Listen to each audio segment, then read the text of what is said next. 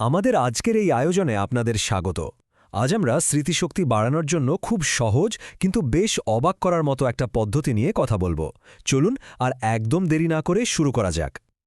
আচ্ছা, এরকম কি হয় যে খুব মন দিয়ে কিছু একটা পড়া হলো বা হয়তো কেউ কিছু একটা বোঝালো, কিন্তু একটু পরেই মনে হচ্ছে আরে কি যেন ছিল? এটা কিন্তু একটা খুব সাধারণ সমস্যা যা আমাদের প্রায় সবার সাথেই হয়ে থাকে। কিন্তু যদি বলি এই সমস্যার সমাধান কোনো কঠিন মেডিটেশন বা দামি ট্যাবলেটে নয়, বরং আক্ষরিক অর্থেই আপনার নিজের হাতেই আছে। হ্যাঁ, ঠিকই শুনছেন, সমাধানটা হতে পারে খুব সাধারণ একটা শারীরিক কাজের মধ্যে। তো চলুন আলোচনার প্রথম ধাপে যাই। এখানে আমরা প্রথমে এই মূল সমস্যাটা নিয়েই কথা বলবো, মানে নতুন কিছু শেখার পর সেটা কেন আমাদের মাথা থেকে এত সহজে বেরিয়ে যায়। আমাদের সোর্স অনুযায়ী কৌশলটা শুনলে অবাক হবেন, এতটাই সহজ। যখনই নতুন কিছু মনে রাখার চেষ্টা করছেন, ধরুন কোনো লেকচার শুনছেন বা বই পড়ছেন, তখন শুধু আপনার বাম হাতটা প্রায় 90 সেকেন্ডের জন্য শক্ত করে মুঠো করে রাখতে হবে। ব্যাস এটুকুই। আচ্ছা, কাজটা তো খুব সহজ, বোঝা গেল। কিন্তু এখন আমরা দেখব যে এই অদ্ভুত সাধারণ কৌশলটা আসলে কিভাবে কাজ করতে পারে। এর পেছনের যুক্তিটা কি? এটাই তো স্বাভাবিক প্রশ্ন, তাই না? যে শুধু হাত মুঠো করার মতো একটা কাজের সাথে স্মৃতিশক্তি বাড়ার কি সম্পর্ক থাকতে পারে? এটা কিভাবে সম্ভব? চলুন এর পেছনের ধারণাটা একটু জেনে নেওয়া যাক। এই অংশটা কিন্তু বেশ মজার। এখানে আমরা দেখব আমাদের সোর্সের দাবি অনুযায়ী এই সাধারণ কাজটা কিভাবে আমাদের ব্রেনের কার্যকলাপকে প্রভাবিত করে আর স্মৃতিকে আরও মজবুত করতে সাহায্য করে। তো এই কৌশলের পেছনের মূল ধারণাটা হলো হাত মুঠো করার মতো একটা সাধারণ শারীরিক কাজ নাকি আমাদের মস্তিষ্কের ভেতরে এমন কিছু পরিবর্তন আনতে পারে যা তথ্য মনে রাখার প্রক্রিয়াকে আরও সহজ করে তোলে। তাহলে চলুন পুরো ব্যাপারটা কিভাবে কাজ করে সেটা ধাপে ধাপে বোঝার চেষ্টা করি।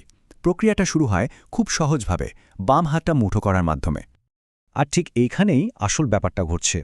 আমাদের সোর্সের মূল দাবিটা হলো যখনই বাম হাতটা মুঠো করা হয়, ঠিক তখনই আমাদের ব্রেনের ডান দিকটা মানে রাইট হেমিস্ফিয়ার অ্যাক্টিভ বা সক্রিয় হয়ে যায়। আর এটাই কিন্তু পুরো প্রক্রিয়ার চাবিকাঠি।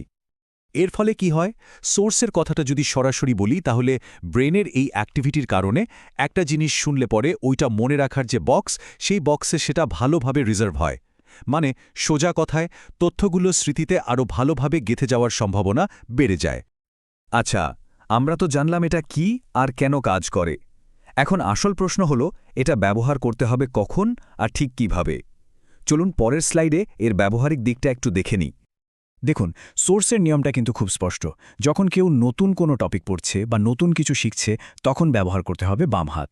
কিন্তু একটা মজার প্রশ্ন আছে এখানে, রিভিশন দেওয়ার সময় কোনটা? এই প্রশ্নটা কিন্তু সোর্স আমাদের ভাবার জন্যই রেখে দিয়েছে। আমরা আলোচনার একেবারে শেষে চলে এসেছি। চলুন এতক্ষণ যা যা জানলাম তার সবচেয়ে জরুরি বিষয়গুলো এক নজরে আরেকবার দেখে নিই, যাতে পুরো ব্যাপারটা একদম পরিষ্কার হয়ে যায়।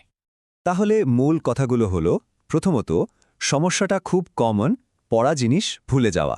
এর জন্য কৌশলটা হলো নতুন কিছু শেখার সময় বাম হাতটা মুঠো করে রাখা।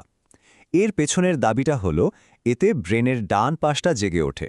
আর সব মিলিয়ে এর উদ্দেশ্য হলো যা শিখছি তা যেন স্মৃতিতে আরও ভালোভাবে গেঁথে যায়। এই আলোচনাটা শেষ করার আগে একটা প্রশ্ন রেখে যেতে চাই। শরীর আর ব্রেনের এই যে একটা দারুণ সংযোগ, এটাকে কাজে লাগিয়ে শেখার জন্য এরকম আর কি সহজ শারীরিক কৌশল থাকতে পারে বলে মনে হয়? ব্যাপারটা কিন্তু আসলেই ভাবার মতো।